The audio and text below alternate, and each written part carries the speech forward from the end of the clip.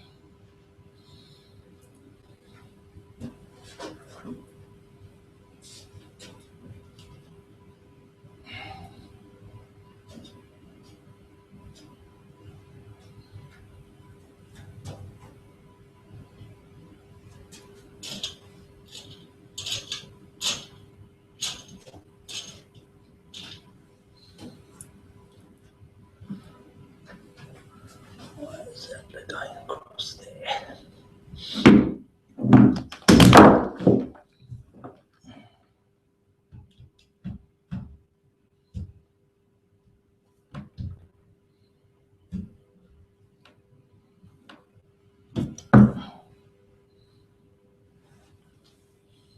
That's better. No, it's not. I've never had that problem before, so I've got it now.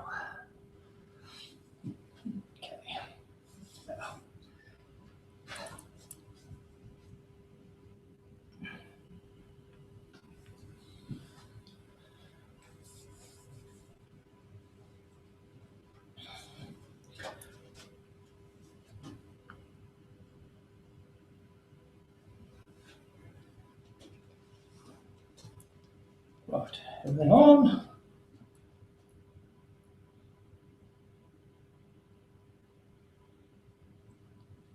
And broadcast.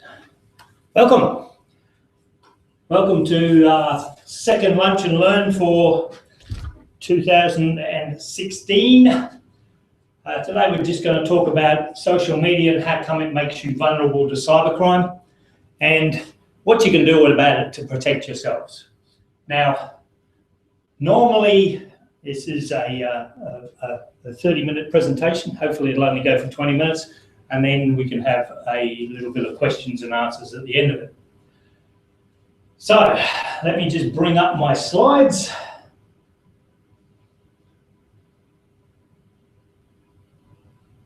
And let's see what happens. Present to everybody. Go here, and that should now work. Right. So welcome to Lunch and Learn, why social media makes you vulnerable to digital crime. My name is Roger. I am an author of 2 books, both on digital protection. I'm a speaker. I train people in how to protect themselves from digital crime. I also write blogs, but I'm mostly focused on digital crime itself and how we as a organisation can take it to the next level and protect yourself in the digital world. So let's have a quick look at what social media is, and then we'll have a quick look at why digital criminals are interested in my social media page and what they're after and how do I protect myself. So let's talk about what social media is. Social media came into being probably about 5 years ago, 7 years ago with the introduction of Facebook. But previous to that, we had a number of iterations of what social media is. And it wasn't until Zuckerberg and a few others did their university presentations on 6 components of separation that we actually had social media take off. Now, the biggest thing that has happened to us in the digital world has been social media, because it has increased our capability to do a lot more things. And that means that we're not paying large amounts of money to do advertising like we used to. Now we can advertise on social media. We can specifically target our audience at that level. But it comes down to what we get out of social media as well. And that thing that we get out of social media is the social component, which is the interaction with others, the communication, and also being able to gripe and bitch about whatever we want to bitch about. So it's a communication platform that makes our life so much easier. And that is one of the driving forces behind social media itself. And it allows us to keep in contact. My social media profile has all of my family on it, and they are spread all over the world. And I can keep in contact with them, and I can talk about what's going on in my life, and they can talk about what's going on in their life. What we used to do with letters and phone calls, we now do on social media. And that's why social media is such a big target for the digital criminal, because we can literally do whatever we like there. So why is the digital criminal interested in my social media page? The digital natives, people who have grown up with the internet, who have grown up with the understanding that social media is here to stay and it's how I'm going to communicate, really do not understand what the bad guys are really after. And this is where we have a major problem with social media. Now, social media to us is about personal information. And keeping my personal information safe is a priority. But it also means that that information that people are giving me is also kept as personal information as well. And that personal information is very, very important when it comes to making sure that your profile is protecting not only yourself, but also the people around you as well who are connected to you. But it's also your friends' personal information as well. And this is where people sort of lose the concept of what is needed to protect yourself. You are talking about other people's really important information. So their birthday, for instance. You may know that it's on the 21st of December, and that's when your birthday is going to be, and that's when you're going to send congratulations to them. You don't really need to know how old they are, but you can probably understand that from the conversation that's going on. But it also means on a social media platform that you have access to cash. And a lot of people play games on social media, Facebook games, not so much on LinkedIn, but those social games require the information that you have to be locked to a credit card account. And that then becomes a part of why you need to protect that information. But the other thing about social media is the criminals go out of their way to make sure that they are targeting the right people. And the right people to them not only is little Johnny, who's quite happily got a social media account, but where that information is going to go and who it's going to lead to. Because most young generation people are quite happy to have as many connections as they can. And the problem with that is you're building up trust within your environment. And how do you know that this little pretty person is not really this person who is quite happily going to steal everything that you've got? And that's one of the big problems with social media, is the trust component. The trust component for us, as in older generations who didn't grow up with social media, was that when you met someone, the trust was developed from the meeting of someone. Today's world, that trust is a picture or a recommendation from a friend. And if that friend is already dabbling in the dark arts of the digital criminal, then you have a major problem going forward. So how do they do what they do? Because one of the things that we do is we get targeted by digital criminals in a number of ways. Most of it's through exploits and spam, infected websites. Well, on digital platforms, they work on our communication components. They want to know who is connecting to you, how you're going to pay for something, what you're doing, on your platform itself and how you're interested and what you're interested in. And that to them is also gold, because they know that if you are a specific person who has a specific interest, I'm interested in a thing called Shadowrun, which is used to be a board game, but it's now a lot of other things. Now, Shadowrun, if I get information through my Facebook account about Shadowrun, I usually have it so it appears straight away. And that appearance means that if they are targeting me, they know that I like Shadowrun, and they can then craft something that will get me interested in. But also we have this problem with the social media platform itself, because some of the social media platforms have a advertising component, which is also a target of criminals.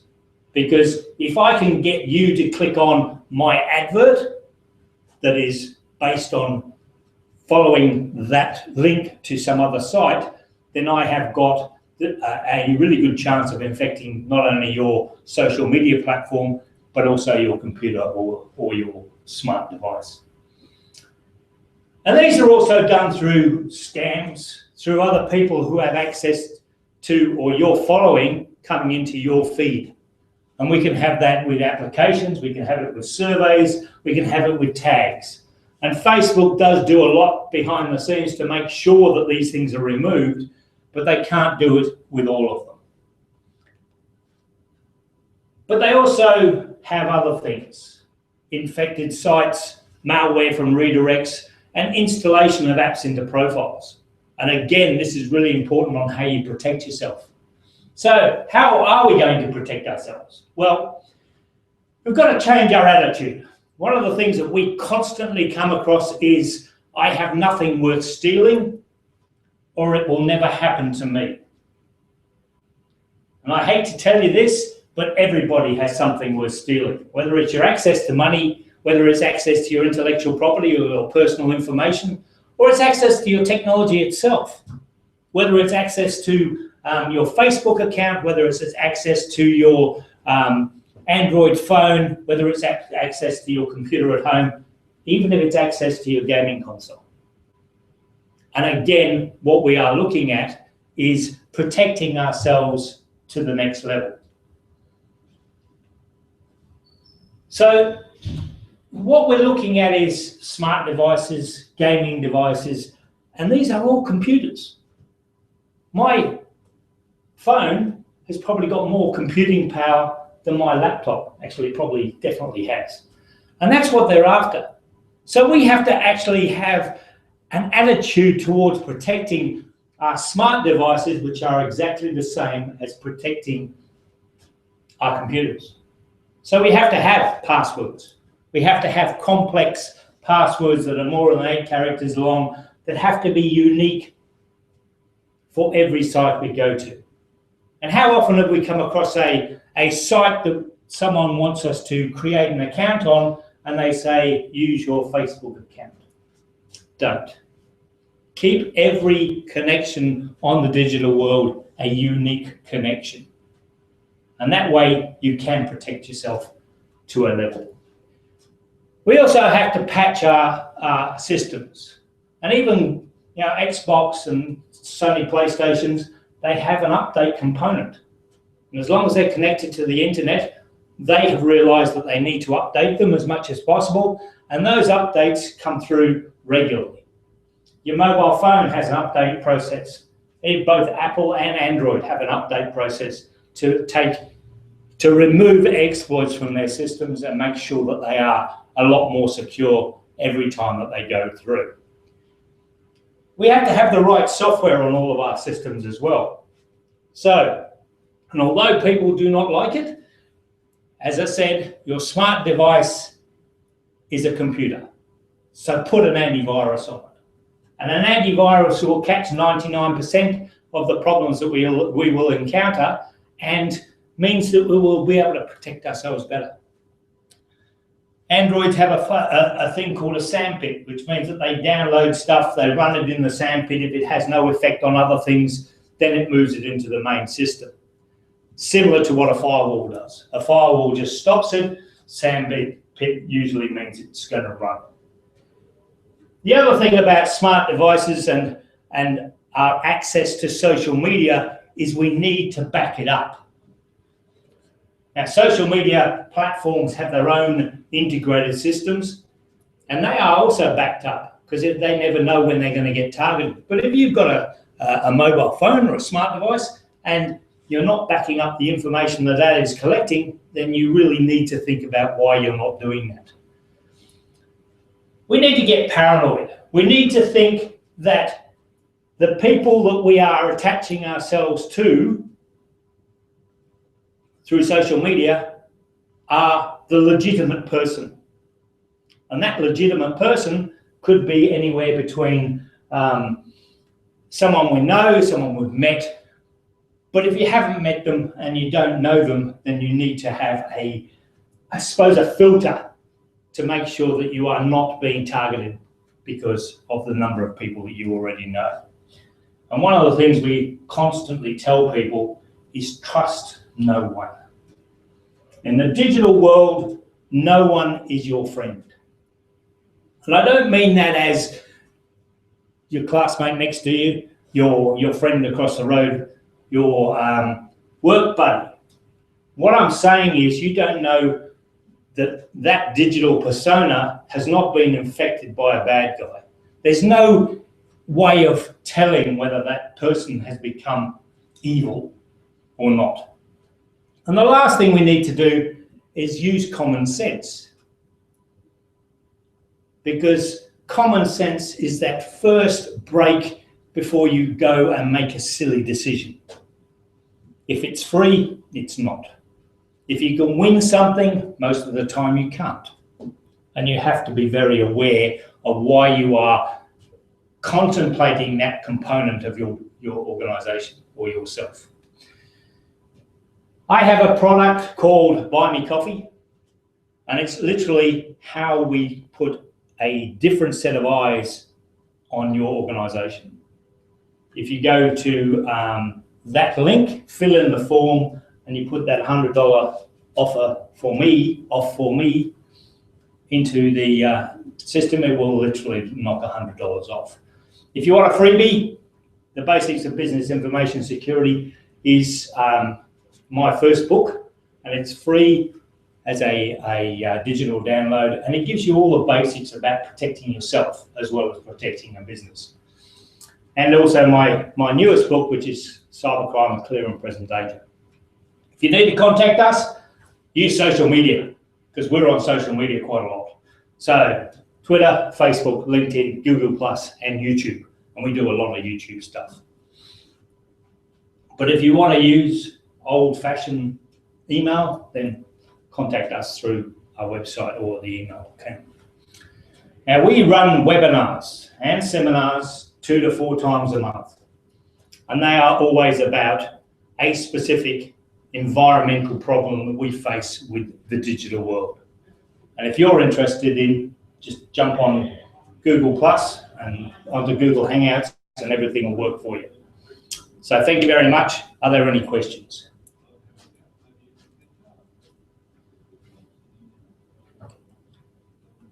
Thank you. Much appreciated. This one, stop that one.